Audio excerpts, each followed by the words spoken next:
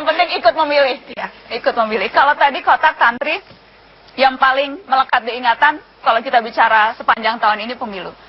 Kalau Cak Lontong, yang paling menarik apa sih tahun 2014 itu? Nah, justru kalau menurut saya bukan pemilu yang menarik, tapi yang terjadi setelah pemilu yang semuanya menarik. Jadi menurut saya poin utamanya adalah terjadi ketika pemilu. Dan itu awalnya apa? Itu yang mengilhami saya juga. Jadi gini, saya jadi ingat kita dulu sengsara karena dijajah. Ini, saya juga ada kekhawatiran kita, jangan-jangan kita jadi sengsara lagi bukan karena dijajah. Tapi karena jajak. Jajah dan jajak itu dekat sekali ya. Kalau dulu dijajah, ini gara-gara jajak pendapat yang orang kenal survei. Ini gara-gara survei kita ini jadi nggak karuan. Maka saya terinspirasi, makanya saya bikin Lontong Survei Institute. Jadi, coba kalau Pilpres kemarin, pemilu kemarin yang survei ini benar semua, saya kira nggak akan ada seperti ini. Ada. Tapi survei Cak Lontong Institute itu yang kemarin quick count-nya salah atau benar? Saya nggak pernah salah, karena saya nggak pernah survei. Survei. Tapi berarti itu juga ya. Jadi kalau kita kilas balik 2014 yang paling diingat ya itu ya rame-rame gaduhnya negeri selain Pilpres dan setelah itu. Gara-gara itu tadi jajak yang nggak karu-karuan, akhirnya ini yang menang A, yang sini menang B, akhirnya itu berlomba-lomba bikin tandingan. Nah itu yang menarik. Hampir semua sekarang ada tandingannya. Yang ini kadang-kadang nggak dimengerti. Sebenarnya lomba dan tanding itu kan beda. Kok mereka berlomba-lomba bikin tandingan, ini kan yang keliru, fatal. Kalau pertandingan harus diingat, itu harus bertemu langsung, itu namanya pertandingan. Kalau lomba, itu nggak bertemu orangnya. Tapi ada hasilnya yang menang sama-sama. Kemarin Pilpres itu kita lomba bertanding. Itu tanding, karena jelas begitu selesai sebenarnya yang menang kan sudah ada. Jelas. Harusnya nggak usah ada yang tanding-tandingan lagi. Nggak ada, nggak harus, nggak boleh. Itu berlomba-lomba bikin tandingan, ini yang bikin saya aneh. Ngerti nggak sih masalah lomba sama tanding aja nggak ngerti kok. Gitu. Ini belum saya survei, kalau saya survei mungkin hasilnya lebih memalukan saya. Kalau gitu langsung kita ingin janji harus sayang dan setia dan juga suka sama suka. Nanti kalau sudah duduk di DPR, apa yang akan Anda lakukan dan idealnya itu di komisi berapa? Sekarang masih berubah-berubah sih di pikiran saya. Masih berubah-berubah? Saya masih harus betul-betul memahami kondisi masyarakat yang di dapil saya. Saya sudah merencanakan sekitar 750 juta kemarin. 750 juta? Tidak pernah saya mempergunakan fasilitas negara, apalagi mendatangi konstituen dengan RI 45.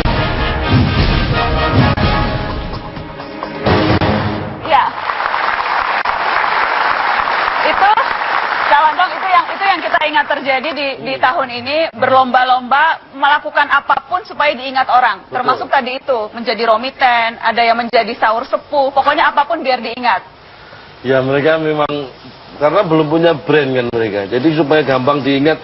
Bahkan saya punya tetangga, dia saking semangatnya bikin spanduk sampai dia sendiri lupa ternyata dia bukan caleg. Itu ada, benar.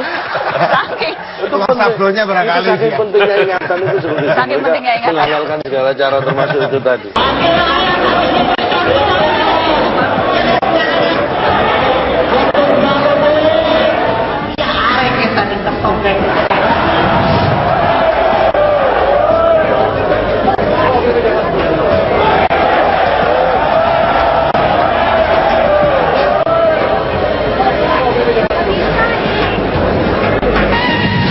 Tidak seperti sekarang, sepertinya Dewan ini adalah tempat orang kontrak-kontrak, gontok-gontokan, tidak dewasa.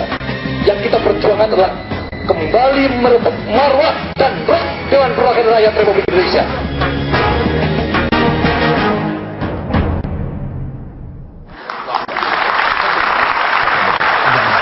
Di hari pertama DPR dilantik, yang seperti itu, Cak Lontong? Ya saya nggak heran karena menurut survei saya barusan ini. Saya tuh kalau survei kadang-kadang waktunya nggak saya batasi gitu. Kapanpun itu bisa saya survei, saya anggap menerawang aja, menerawang. Jadi kenapa bisa terjadi seperti itu? Karena kesimpulannya saja saya bisa tarik. Ketika Mbak Najwa tanya tadi, apa yang diingat tentang pileg kemarin? Mereka berdua sama sekali nggak ingat pemilihnya loh, nggak ingat rakyatnya loh. Yang diingat hanya proses menangnya. Padahal kan harus diingat rakyatnya. Kalau ingat rakyatnya, nggak bakal ini. Kalau yang diingat rakyat yang memilih. Jadi ini contoh yang tidak ingat, wakil rakyat yang lupa rakyat. Nggak ingat rakyat, mewakili apa? Kita nggak berantem kok sebagai rakyat. Dia mewakili siapa? Ya. Ini menjadi pelajaran buat bangsa. Bagi bangsa Indonesia yang banyak belum tentu terlibat ini sesemangat kemarin. Pengalaman mengikuti pilpres, pengalaman perdebatan itu pembelajaran penting. Nanti pilpres berikutnya, kalau ada pilpres, ada perdebatan, pasti lebih latihan batas nih. Kalau untuk Anda melihat kemarin sudah banyak yang melampaui batas debatnya? Gini, kalau saya membandingkan dengan di Amerika ya. Kapan ke Amerika? Saya survei juga. Di Amerika saya nggak pernah melihat waktu kampanye pilpres itu ya. Entah itu calon presiden, entah itu tim kampanye, saya nggak pernah calon presiden Amerika itu membahas calon presiden Indonesia. Jadi saya kira tahu batasnya mereka. Jadi nggak kemana-mana gitu yang dibicarakan. Betul membicarakan ini ya. Nggak Capres kita bahas capres Amerika. Yang terakhir Mata Najwa, kemarin kita bicara soal mafia bola. Saya ingin tanya Anda calon Tom, dari sekian banyak begitu ya, mafia yang masuk ke berbagai lini, mana yang paling dekat di hati Anda? Paling galaunya tuh yang mana? Ya sebenarnya kalau yang di jangkauan saya sebenarnya sepak bola ini, karena itu di jangkauan saya ya. Tapi kalau saya melihat, saya akan membangun dari sisi mafia dulu ya. Karena saya survei 100 mafia. Dan ternyata 100-100-nya itu nggak ngaku mafia. Itulah memang. Karena kalau ngaku memang berarti bukan mafia ya. Di Indonesia apapun, bahkan bola yang kalau didiemin aja bisa gelinding itu diurusin sama mafia. Itulah hebatnya Indonesia. Makanya saya bilang, kalau dari sisi mafia memang Indonesia itu karena luar biasa jadi potensial. Karena kalau nggak dibikin kacau oleh mafia, semua belajar di Indonesia. Jumlah penduduk ke-5 terbesar di dunia. Ya. Tapi walaupun kita jumlah penduduk banyak, kita tetap ngikuti aturan kok, yang main bola cuma 11 orang kok. Ya. Sama 12. Luar biasa Indonesia. Jadi Anda mau kalau diminta jadi anggota tim mafia pemberantasan mafia bola mau? Saya jawab sekarang, saya mau. Walaupun saya belum tahu nanti cara berantas gimana, saya mau dulu. Saya mau dulu. Karena menurut saya Indonesia itu nggak ada sepak bola. Kita ngomong Jerman yang juara dunia kemarin, dia kalah kok, pernah kalah lawan Brasil, pernah kalah lawan Inggris, lawan Prancis pernah kalah. Indonesia belum pernah kalah lawan Brasil, belum pernah kalah lawan Inggris, lawan Jerman juga belum pernah, karena memang belum pernah bertanding.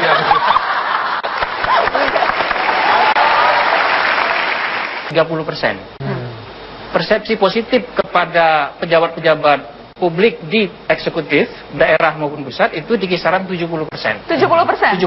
Jadi wajar kalau mereka kemudian banyak tampil di situ. Tapi yang paling penting adalah tampaknya yang diinginkan masyarakat sekarang itu, sudahlah, you jangan banyak janji, you do something for us. Yang konkret, yang real, gitu. Kalau kamu mau pencitraan, mau apa, itu soal lain. Pokoknya kamu melakukan sesuatu yang real, konkret kepada rakyat, maka kami akan apresiasi. Itu saya kira pesan moral yang ada.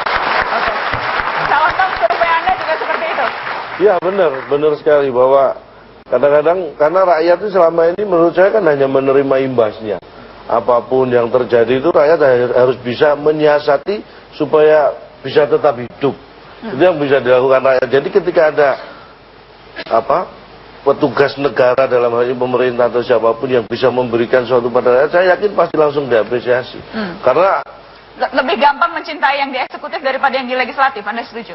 Ya, kalau itu secara kasat mata, karena mungkin yang terlihat lebih bekerja buat mereka kan yang berantem itu kan yang dilihat berantemnya, bukan hasil undang-undangnya gitu. Padahal untuk bekerja itu juga sebenarnya dibutuhkan undang-undang.